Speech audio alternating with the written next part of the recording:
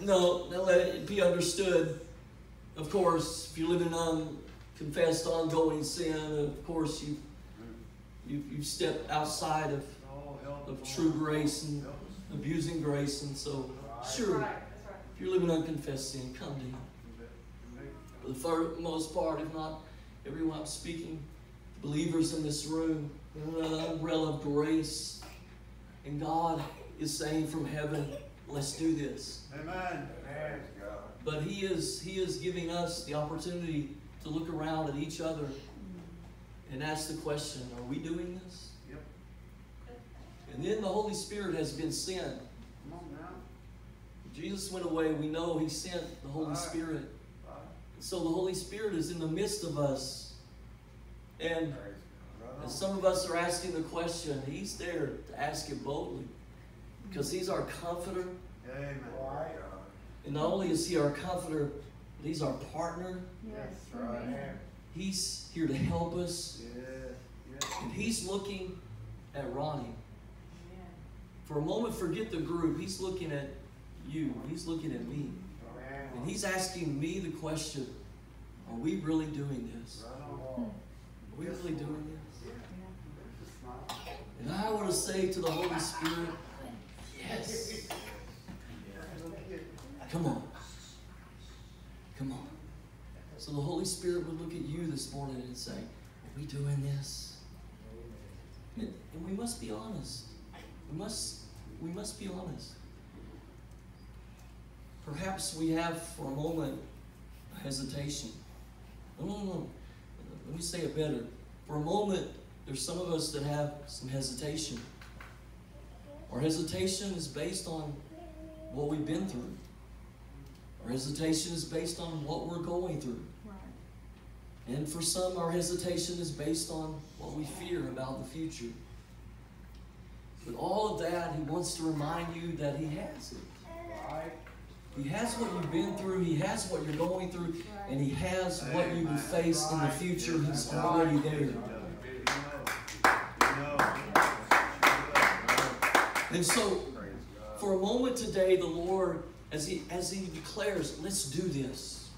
And as the Holy Spirit is here with us and He's asking, are we going to do this? For a moment, He would challenge us. He would challenge us about our hesitation.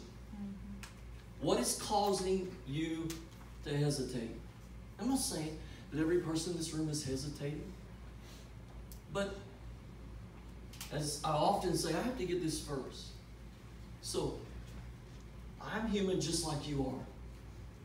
And this word deals with my heart as I believe it's dealing with your heart. And yet it's covered by grace. I told you that. Amen. He's here to help us. Because I don't want to just do church. Right.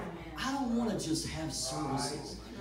I enjoy having services. You understand what I want to leave different. Right. I want you to leave different. More important than that, Jesus wants me to leave different. He wants you to leave different. He wants us to leave different. And He wants us to be contagious and make a difference in other people's life so it becomes a multiplied effect that, like a ripple in the ocean that I so often use as an analogy, we see that go to the nations.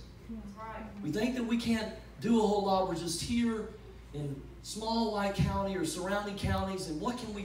No, there is the ripple effect of every decision that we make. If we make the decision back to the Holy Spirit, as He asks, are we really doing this? Yes. Yes, we are. Yes. Without hesitation. How long does it take us to answer?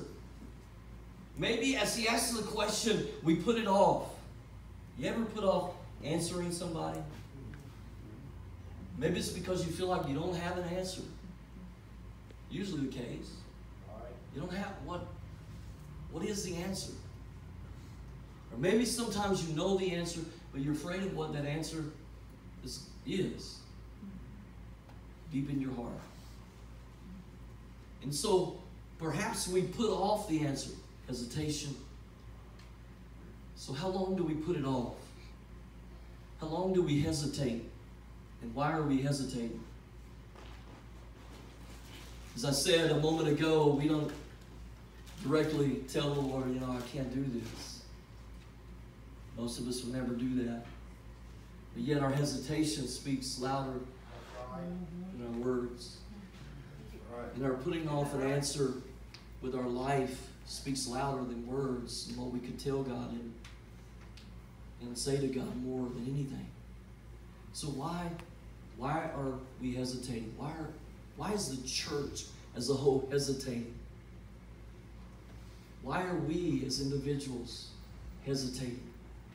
You see, I believe that this is a prophetic word for the church as a whole, because the church as a whole, I'm not talking about us now personally, but as a whole, we as a church in America are hesitating. Right. No, there are pockets and there are places that are not hesitating, and God is moving.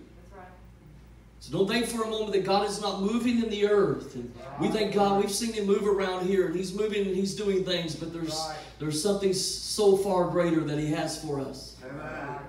But as a whole, as we see the shape of America, we see what is needed, the church as a whole in America is hesitating. And perhaps our hesitation has to do not only with what we're going through, but the powers of darkness behind the attacks upon our life. Perhaps it has to do with the very spirit of Antichrist that is moving in this earth. And we see the boldness of this spirit of Antichrist continuing to become more and more bold.